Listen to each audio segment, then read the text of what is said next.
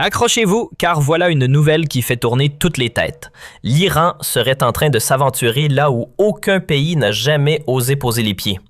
Pas d'uranium, pas de plutonium, juste une idée folle et insaisissable qui titille l'imaginaire nucléaire mondial. Selon Yediot Aharonot, des chercheurs iraniens auraient étudié ce qu'ils appellent une arme nucléaire de 4e génération entièrement basée sur la fusion pure. Imaginez un engin capable de libérer une puissance atomique sans toucher au classique uranium ou plutonium, et qui laisserait derrière lui à peine quelques traces de radiation.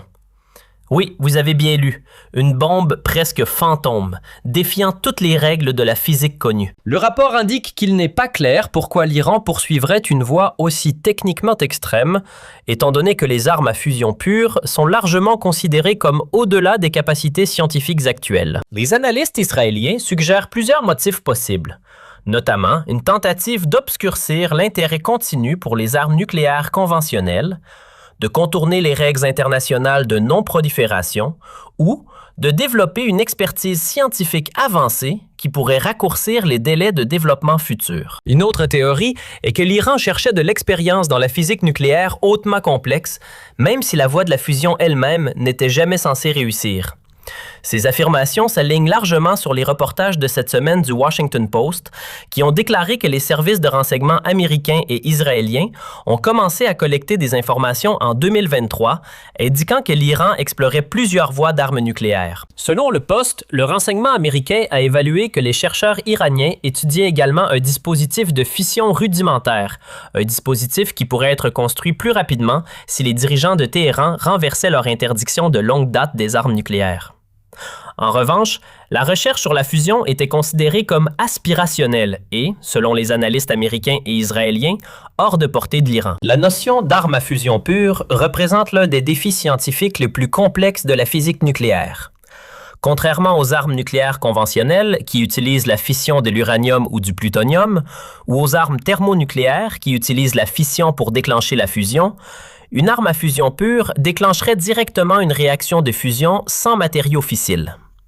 En théorie, une telle arme présenterait plusieurs avantages. Elle ne produirait pas les signatures radiologiques des armes conventionnelles, ce qui la rendrait plus difficile à détecter. Elle générerait moins de retombées radioactives, la rendant potentiellement utilisable sans contamination à long terme.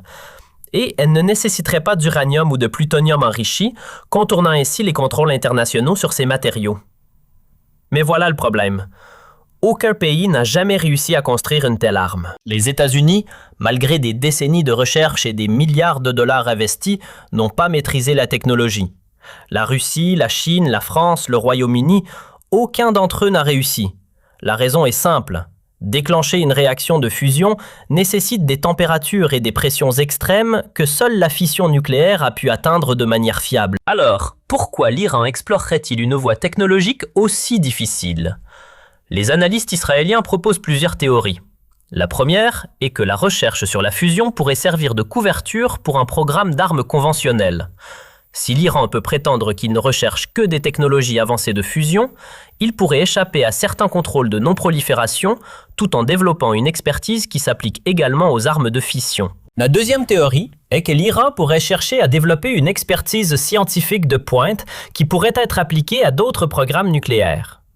Même si la fusion pure reste hors de portée, la recherche elle-même développe des capacités en physique des plasmas, en diagnostic nucléaire et en ingénierie de précision qui pourraient raccourcir les délais de développement d'autres types d'armes. La troisième possibilité est que l'Iran explorait simplement toutes les options, ne sachant pas quelle voie pourrait finalement s'avérer réalisable. Dans ce scénario, la recherche sur la fusion serait un pari à long terme, quelque chose à poursuivre au cas où une percée scientifique rendrait soudainement la technologie viable. Le rapport du Washington Post ajoute une autre dimension. Selon le Post, le renseignement américain a évalué que l'Iran étudiait également des dispositifs de fission plus conventionnels, ceux qui pourraient être construits relativement rapidement si la décision politique était prise. Cela suggère une approche à double voie, poursuivant à la fois des technologies avancées et des conceptions plus simples et éprouvées. Séparément, de nouvelles images satellites ont soulevé de nouvelles questions sur l'activité à l'installation nucléaire de Natanz en Iran.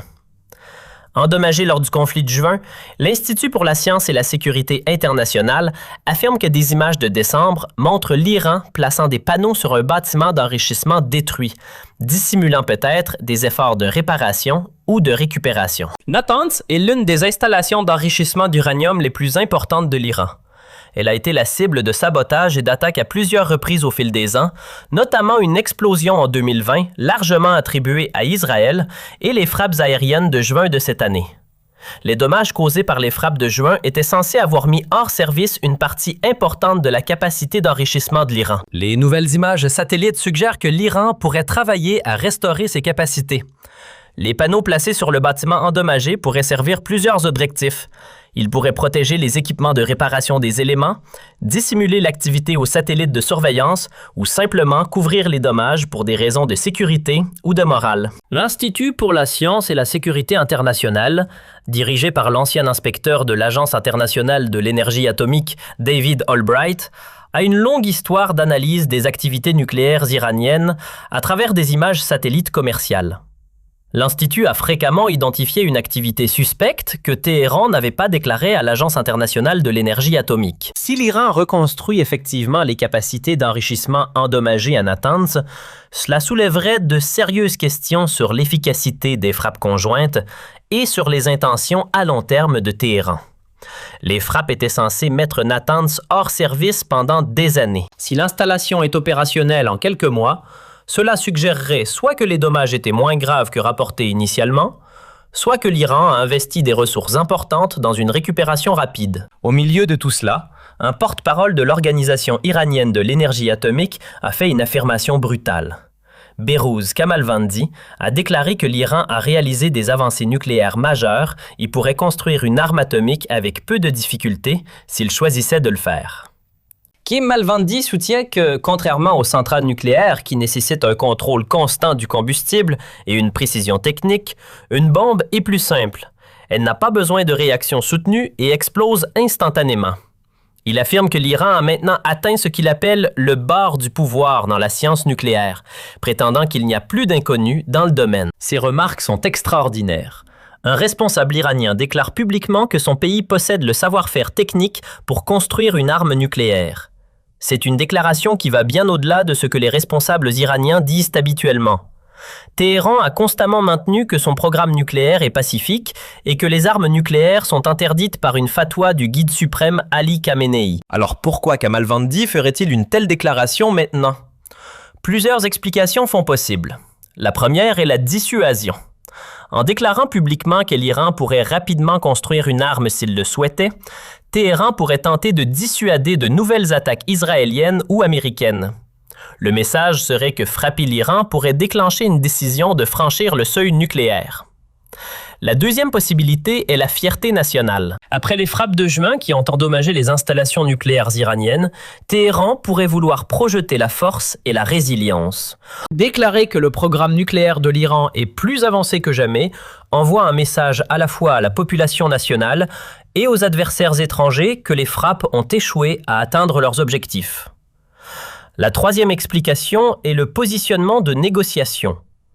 Si l'Iran finit par entrer dans des négociations avec les États-Unis ou d'autres puissances, prétendre être au seuil des armes nucléaires renforce sa position de négociation. Cela fait de tout accord de limitation nucléaire une concession plus précieuse. Ces remarques font suite à une escalade dramatique plus tôt cette année.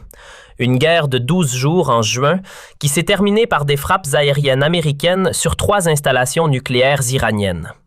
Avant ces frappes, l'Iran enrichissait de l'uranium à des niveaux proches de la qualité militaire, une mesure que Téhéran insiste ne pas être destinée à des armes, mais que les gouvernements occidentaux affirment n'avoir aucune justification civile au-delà de 20%. Maintenant, l'Agence internationale de l'énergie atomique des Nations unies a repris les inspections à l'intérieur de l'Iran, mais avec des limites majeures. Le chef de l'Agence internationale de l'énergie atomique, Rafael Grossi, affirme que les inspecteurs sont interdits d'accès à plusieurs sites sensibles endommagés lors des frappes de juin, qualifiant l'accès actuel d'important mais insuffisant. Grossi souligne que l'Iran ne peut pas décider unilatéralement si les inspecteurs peuvent entrer dans les installations bombardées, insistant sur le fait que l'agence doit vérifier indépendamment les affirmations de sécurité. Mais Kamalvandi rejette ces demandes, affirmant que les garanties de l'Agence internationale de l'énergie atomique ont été écrites pour le temps de paix, pas pour un pays dont les sites nucléaires ont été attaqués. Il avertit que l'octroi d'accès à des installations comme Natanz, Fordo et Ispaha, alors que les menaces de sécurité persistent, pourrait mettre l'Iran en danger, ajoutant que Téhéran explore des moyens alternatifs de comptabiliser les matières nucléaires. L'Agence internationale de l'énergie atomique recherche toujours des réponses sur les activités nucléaires passées de l'Iran et les matériaux non déclarés. Des questions que Grossi affirme de pouvoir être résolues sans un accès complet. Alors que les inspections stagnent et que la rhétorique s'intensifie, le différend nucléaire entre dans une phase dangereuse où la capacité, l'intention et la vérification restent vivement contestées. L'Iran affirme avoir la capacité de construire des armes, mais choisit de ne pas le faire. Israël et les États-Unis affirment que l'Iran poursuit activement des armes et doit être arrêté. L'Agence internationale de l'énergie atomique affirme qu'elle ne peut pas vérifier les affirmations de l'une ou l'autre partie sans accès complet. Alors, selon vous, l'Iran est-il réellement au seuil de l'arme nucléaire ou joue-t-il un jeu stratégique dangereux? Dites-nous ce que vous en pensez dans les commentaires. Votre avis compte et alimente le débat. Si cette analyse vous a intéressé, n'oubliez pas de liker la vidéo et de vous abonner pour ne rien manquer des prochaines évolutions.